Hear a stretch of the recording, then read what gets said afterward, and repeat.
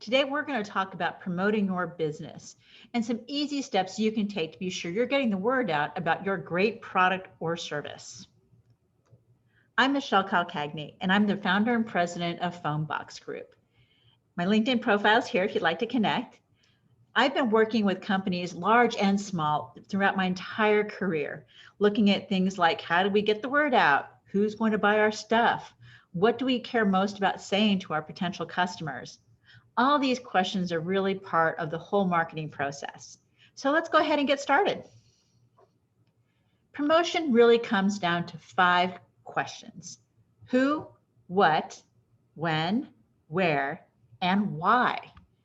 Let's go ahead and dive in. We're going to look at each one by one.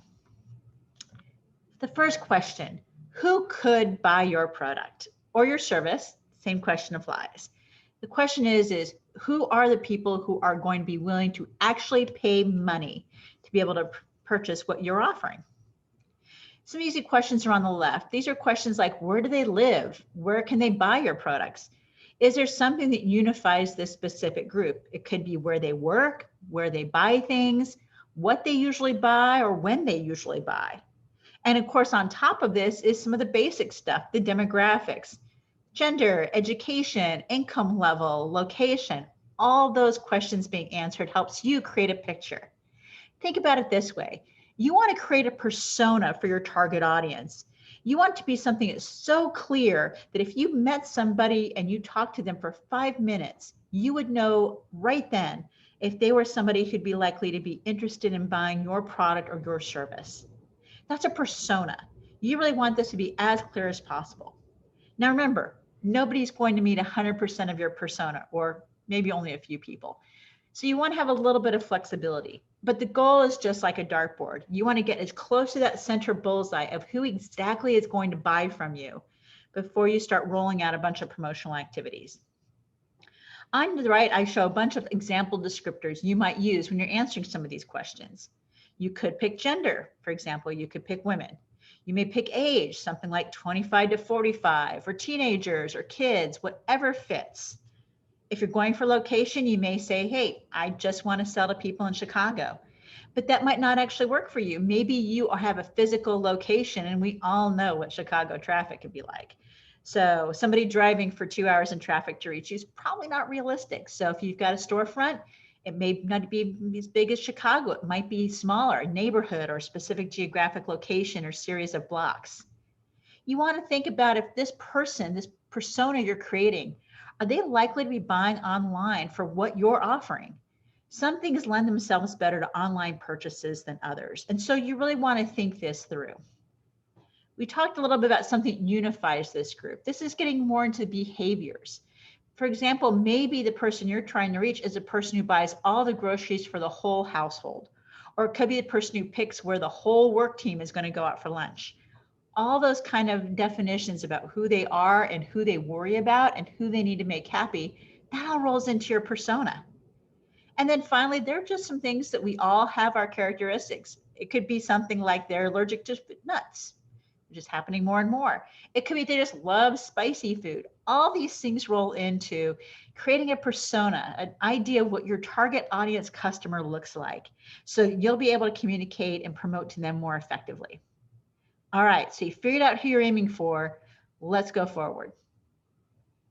The next thing to think about is, what do they need to know so that they can make a purchase decision to buy from you? Now, I want to emphasize this. This is really, really hard, because I think when it's your own company, you're so proud of what you're doing, and you should be. But the reality is to have effective promotion, you need to think about what those personas you created, those people you're trying to reach, what do they actually need to know so that they'll actually make a purchase? Not what do they need to know just in case, or need to know because it would be nice, but what are the facts they need so that they can say, great, I'm buying from you. So this can be straightforward stuff. Where do you buy it and what can you expect to pay? Nobody wants to walk in and get blindsided, and no one wants to be wandering around from store to store. A big part of it is going to be the benefits that you offer. We're going to talk about that in a second. And finally, why is your product or service the best choice for them? So if you have a competitor who's really well known, you might want to talk about how you are different from that competitor, because you know that's a big obstacle. You know that your target audience is going to get their head wrapped around what the other guy does, and you're going to need to confront that because they're going to need to have that obstacle removed before they can make the purchase. And that's all good.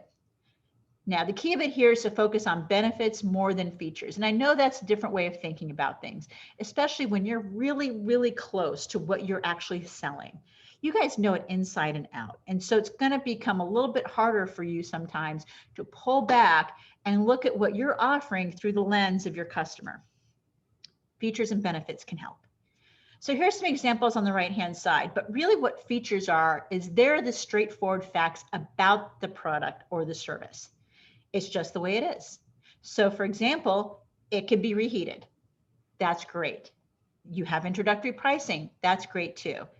And you can communicate those things, but think about it. If I'm the customer, the first thing that runs through my head is, so what? Or what's then for me? What do I get out of that? So the benefit actually lets you short circuit that process. You get to jump right into what matters to them. The benefit says, what is going to happen to that customer's life because of the fact they bought from you? So for example here, if something can be reheated, that's great. But what it really means to me is that it's easy to prepare. It may make my prep time shorter. It helps me get dinner on the table faster. All those kind of things, but it's all about the target audience. They're always thinking, what about me? Another great example here is the intro pricing. Intro pricing is great. And I think a lot of people do that. They'll say, we'll have a special offer or sale. But what you want to make sure is they get the point. The point is, if you're doing a special introductory pricing rate, that's really cool. But the benefit to the customer is it's less risk for less cost. If they're worried about spending a lot of money giving you guys a shot, this is the thing that's going to motivate them by saying, look, we know it's a big decision to try something new. We're going to make it cheaper for you. You can see where that gets right to the things that matter to them. What is in it for me? So that's the what. You got the who and you got the what. So now you know what it is that you're going to be going forward with. Let's keep building on that. When do they want to hear from you? Again, you got to make it all about them. It's not about you and where you're comfortable.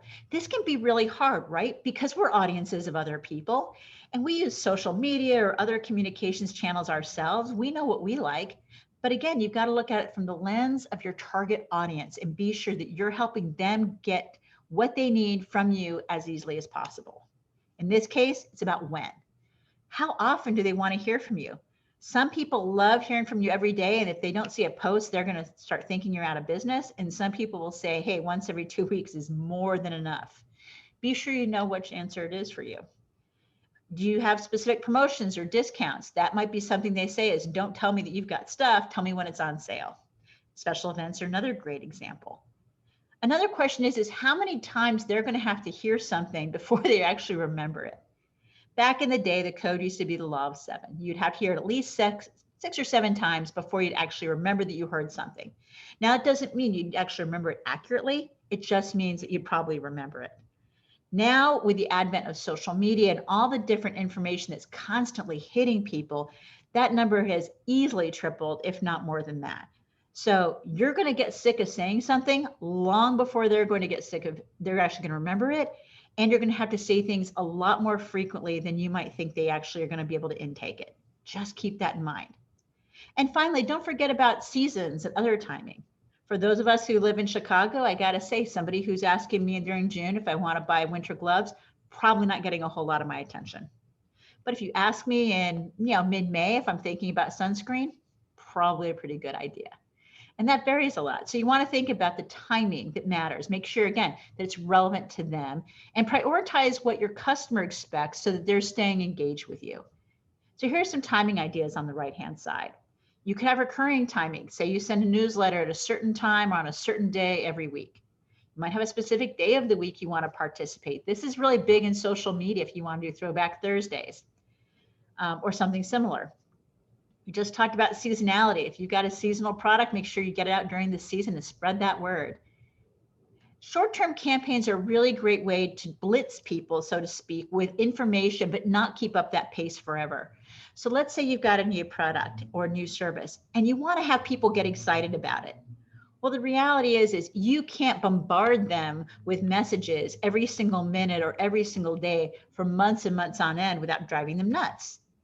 But you could do it for a short-term campaign. You could say, we're going to do a 2-week hit, and all we're going to do is talk about this stuff, and we're going to talk a lot more often on every single channel we have, but we're going to do it only for a period of time, because after that, you have people unsubscribing because they'd just be overwhelmed. And finally, another good idea is if you're going to be offering a product or a service, maybe it's the first time somebody comes to work with you, maybe it's the first time somebody signed up for a program, but you can have a get started program. So people are a lot more flexible about wanting to hear a lot from you at the beginning of a relationship because they don't know you. They're giving you a shot and they're giving you an opportunity, but you're trying to build an ongoing customer relationship with them. So they're probably more likely to want to engage a lot at the beginning and taper off as you've proven yourself. And you can actually use that to your benefit to know that you can hit them with more messaging up front, recognizing that you're kind of building the foundation. You've got the building blocks in place to then later on taper off a little bit and communicate only when it's really important. All right, next up is where. Again, I can't say this enough. This is all about your customers. So you want to figure out, where are they spending their time? Are they on social media? Not everybody is. And here's a real challenge for a lot of us, and I include myself in this. The social media feeds that I use for me personally to talk to my friends and my family and follow the things I'm interested in are not the same ones of my business's target audiences. So the key of it is it may be different for you. You've got to go to them. You can't expect them to come to you. So don't be on every social media feed. Pick a couple that are really resonating with your audience and the people you're trying to reach. And even if you're not there personally, that's okay, but be there as a company. People like to get mailer flyers, sometimes, especially if you're in a neighborhood with a storefront or if you're having a special event, this just makes more sense. So don't think that social media is the only way to reach anybody. I know it's tempting because it's right there and it's something you can do yourself, but make sure you're thinking a little bit bigger because people sometimes like stuff they can stick up on their refrigerator. Are they hearing straight from you or from somebody else about you? So this is really important because if you're going to be spreading the word, or you're trying to get somebody else to spread the word, you've got to make sure that they're armed to do that. We're going to talk about an example in a minute. Do they go to your website for information? Not everybody does. And where do they go for information they can trust? Hey, if there is a blogger somewhere who covers great resources like you and everybody trusts them, make sure you get in good with that blogger. Always really good to get those recommendations. So find out where they're spending time. Be where your customers are and don't make them search for you. Make it as easy as possible for them to see you as part of their ongoing conversations. And even more importantly, you want them to see you when they're thinking about their purchasing decisions. So we usually think about this, the term is usually channels, communications channels. Here's some options to think about on the right-hand side. Social media is always good. Just pick your demon. Do you want print? Do you want digital? What does that mix look like? Is it mostly digital, mostly print? Make sure it's the right thing for you. Word of mouth, ask people for recommendations, ask people to share, spread the word, ask people for testimonials. This is really impactful. Again, not necessarily about the fact of it's not you sharing the message, but it's about saying other people are listening and they're going to put in more time listening to a recommendation from somebody they trust than going out and reading a generic website. Press and media are a great place to think about. Remember, I just mentioned the idea that there might be a blogger in your space who everybody looks to. This is their resource, their go-to guy when they're trying to figure out what restaurant to try or what shoes to buy or whatever the case may be. So you want to be sure that you're talking to the press and the media, not the ones that matter to you again, but you want to be on those websites and those news channels and those video feeds where your customers are spending their time. And finally, you got to spend a little time on search results. Make sure that if you are going to have a website and people have to search for you, make sure it's really easy to find you. There are some really good basic videos out there you can find that talk about search engine optimization. Don't go crazy with it to start, but just be sure you're using words that make sense to your target audience so that when they're searching for you, your results are going to pop up. All right, and the big one, this is the hardest one of all of them. Because if you miss this, there's not much else you can do. This is the key criteria. Why would your customer be interested in hearing from you? This goes back to that whole question, what's in it for me? And the big idea is, what specific problem are you helping them solve? Sure, we know that there's times when you're idly browsing for something and or something crosses your path and you buy it and you didn't think you really needed it. But in general, you really want to sell to people who are trying to solve a problem and you're the perfect solution. It's that nice synergy of those two things that can be really impactful. So you've got to be sure you know what the problem is you're trying to solve, and then you need to be sure that they know. And by the way, don't make them guess. If your solution solves a problem, say our solution, our product or service does this for you. Make it super easy to understand. Again, going back to that conversation we had about products and features and benefits rather, how are you going to make their lives better? What's in it for me? How does this make my life easier or better or different? And then also think about what is motivating them to make a purchase now.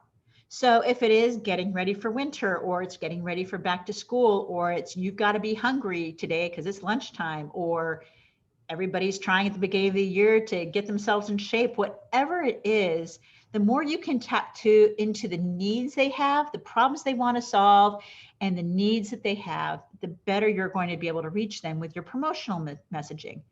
So make sure you hit this one out of the park. Here's some examples on the right-hand side. Maybe they need something healthy to eat. You know, we've all been there. It's lunchtime. You're thinking you're going to go ahead and have something healthy. But the thing that comes up right then happens to be the thing that isn't healthy. And suddenly you find yourself at fast food again. Well, if I'd gotten a message right then that hit me, or fairly recently that got to me about healthy eating and how easy it could be to get it, I probably thought about it. Don't have time for product research. Look, you're trying to solve a problem. We're going to make it easy for you. You don't have to hunt around. Or they find their current solutions don't work. You tried A didn't work, so now let's give B a shot. These are some examples you may have that are problems, but again, you want to be really clear about this because customers are just really, really busy, just like you are, and you want to help them understand why they should care about you instead of somebody else. All right, so we're going to wrap up with some tips for success. Because there's a lot here, and I know it's going to take some brainstorming to get to the right messaging and tools, and answering these questions takes some time. First of all, put yourself in your customer's shoes as best you can. I know it's not always easy to do, but the closer you can get, the better. And remember, they aren't always going to be just like you. You're going to sometimes think that they are, but then you're going to realize, well, wait a minute, those guys are actually a better target. I'm going to go for them. Ask your customers questions to learn more about how to reach them. So if somebody comes to a storefront that you have and they talk about you, ask them, where do you go when you're looking for people like us? Where could we help you? Where do you go to get referrals for things like this? Ask customers questions so that you can start understanding, hey, if one person found us in this channel, maybe others would find us in that channel. We should do more.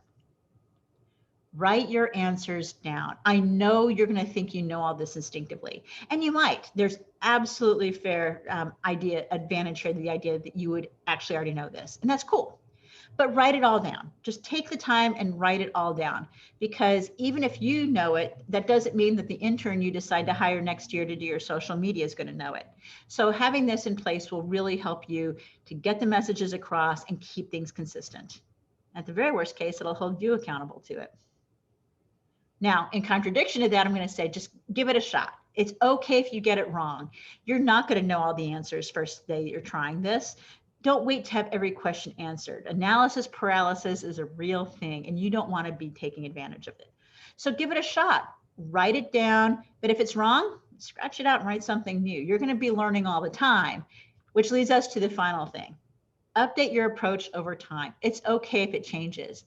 If a certain social media feed isn't working, great, stop it and try a different one.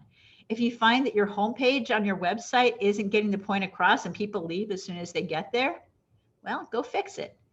And, if you find that brochure that you thought was amazing, that everybody would love, people still asked you a ton of questions because they weren't all answered, okay, well then next time do it differently. The big key is give it a shot, write it down, try and see where you can get, test it, and then update your approach. You ready to go?